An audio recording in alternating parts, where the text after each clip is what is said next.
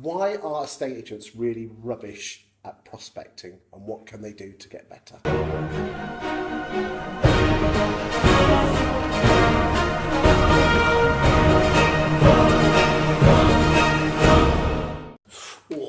I think then They're rubbish. Absolutely rubbish. Yeah. They're scared of the well, phone. I was going to. Ring. I was going.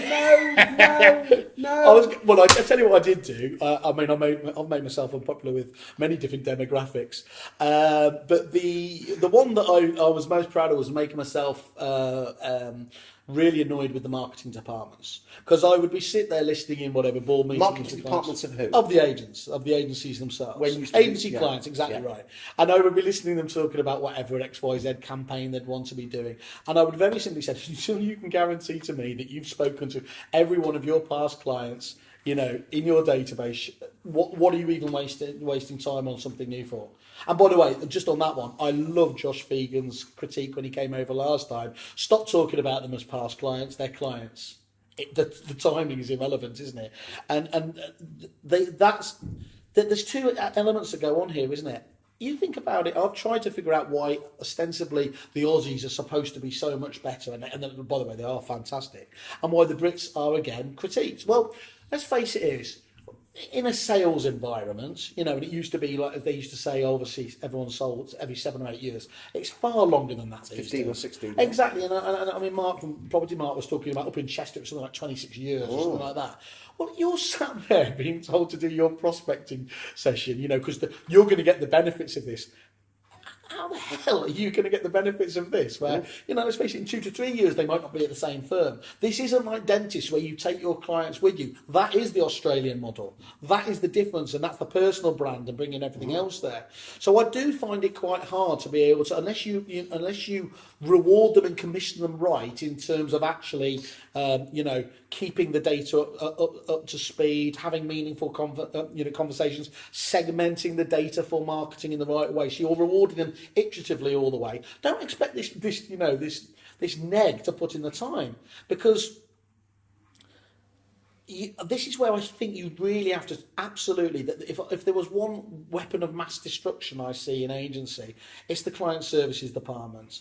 And I don't want all the smaller independents turning off and at this stage saying, oh well, we haven't got the resources, we can't do a Foxtons, we can't do a Romans. Forget that. Get started, get quick, and have somebody's job role. Even if you don't really have to call them it, but somebody's role is specifically to do this and stay on with it. Because those best businesses that have, for example, Romans Direct, yeah, of course, once you outsource that element there, essentially. So when you say client services, some people might not know what you mean. Client service, I mean, it can mean many different things. It can be dealing with inbound calls, so it can be dealing with your portal leads from your own website, from the likes of, whatever it is. But more typically, it's actually being proactive, going after clients, and it can be looking for conveyancing leads and everything else there. But what this basically means is working your databases or databases. Data. Yeah, there you are. That's for you, Tom, Josh.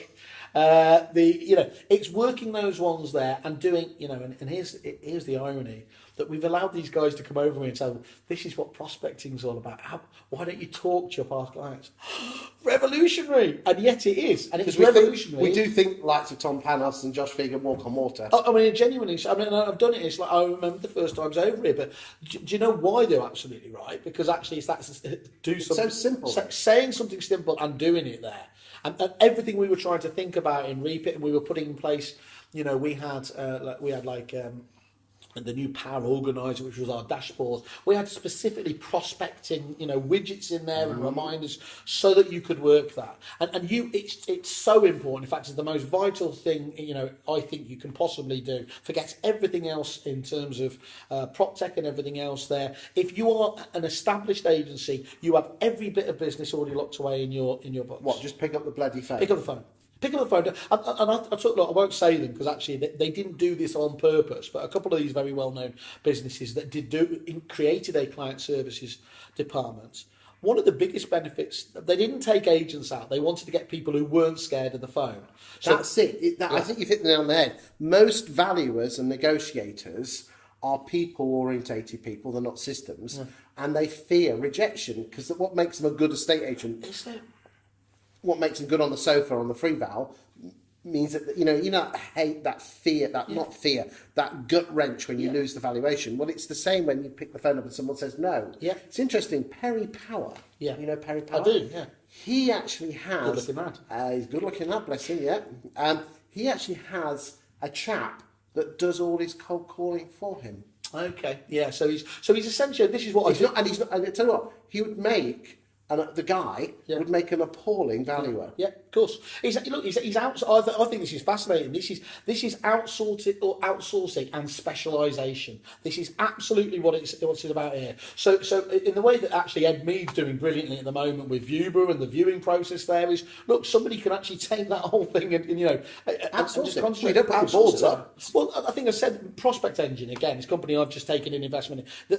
This is so core to my heart that actually this is a company that is essentially doing what Moneypenny does in reverse. So, Moneypenny does the best inbound call handling around. Yeah, because you can hardly tell.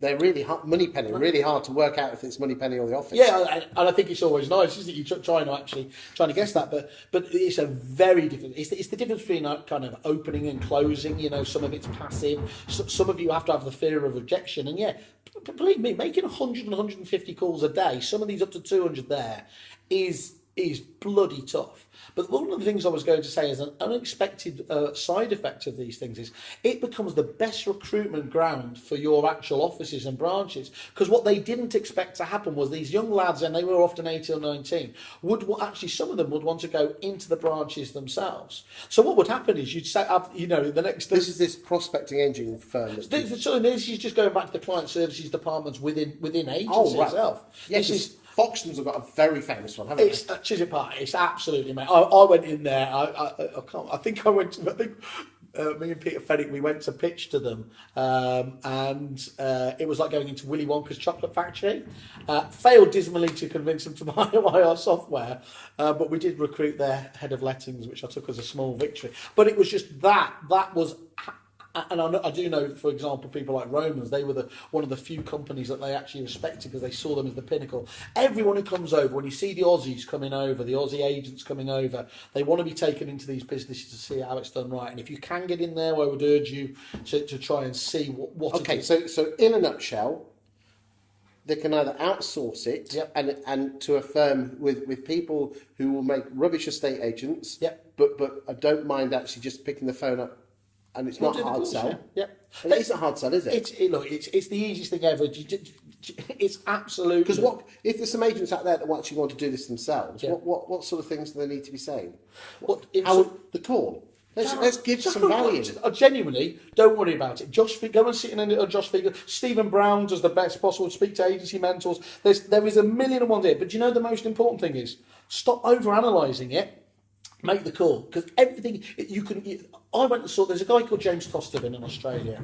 He was until Alexander Phillips, who's coming over to EE Masters in a few weeks, was the number one, and he's been around doing it for the last 25, 30 years. He was kind enough to let us and a few agents, Richard Polferman from Northfields, Nathan Emerson from Pygott and Crone, ex of Pygott and Crone, and he kindly let us sit in on his Friday prospecting session, 8 hours, 6 of them, does it every Friday without there. And I was sat there waiting to, we're going to hear the most clever scripts. The golden... Genuinely, this is, the Glengarry and Ross, we've got the leads now. All I need to hear is the patter, and that's it. I remember spending the first hour and a half underwhelmed. And then I realised what the genius of this was. Of course, it was the consistency, it was the approach, it was actually, like so many of us have probably done when we do cold calling, when you finally get someone who'll talk to you, you don't let them off the call for like half an hour. Whereas he would be meticulous. He would keep it down to relevant 1.5, 2 minutes, making the best notes, ironically, on a computer. And there's a lot to learn here about not trying to make people change their spots and what works for them. And he would hand that to his database administrator who'd rekey it in. But that was the key thing for me. It was like, it doesn't really matter about it. You can improve if you like by a few points, but the crucial thing is if you're talking to these people, you are going to get them. 100% agree. I've been on that Stephen Brown Turn Your Data into Gold course, half a day, the best half-day course you've ever been on in your life. Yeah. And the leads that they get from it. But the issue is that I know for a fact, the vast majority of them go back and then find an excuse not to make the call. You get the spike, don't you? I think people like Josh and any of these people will say, look, You know, you do the week afterwards, you get stellar results. You know, that may continue, but it always tails off like that. That's where it's really important then that you start. First of all, you know, look at this: manage your own business. Secondly, put the processes and checks in place into your software. Most of the good CRM, certainly REAPIT was exceptional in being able to show what hasn't been phoned up on. And then because you get double bubble here, even if your guys aren't then prospecting, every time you're cleansing that data as well, people like ActivePipe and Brief Your Market and all the other email solutions will have more relevance. And of course, as well, with the old favourite GDPR, you've got to make sure you're staying in contact with them relevantly anyway. And if you haven't got the time, talk to us a bit about this. Well, so yeah, it's a guy called Ishmael. He's running the business there up in Newcastle, the home of call centre. So they've got a real base of success. It's not Geordie's way. Have you sold your house? That's very racist. It's not at all. No, they're very good, and they really are. But the key thing for me is... Sound like John Paul there. Hi, John. The big thing is... He was sat on that sofa 2 weeks ago. I'm going to take the pillow with me. I think the big thing is every one of these suppliers, you know, is used to going to agents and just saying, just one more instruction. The thing that really excited me about Prospect Engine is they're not just going to give you one. They are going to give you tens and hundreds of these, and that is their whole remit, and you're only paying on success. I don't know any other business that genuinely could excite me with such an easy pitch off the back of that. So for me, that was the first no-brainer, if you like, to get involved in. Well, you have to get the big man down from Newcastle here. We'll get him on the sofa and talk about it. Yeah. Make it happen, Simon. Will do. Cheers. Thanks.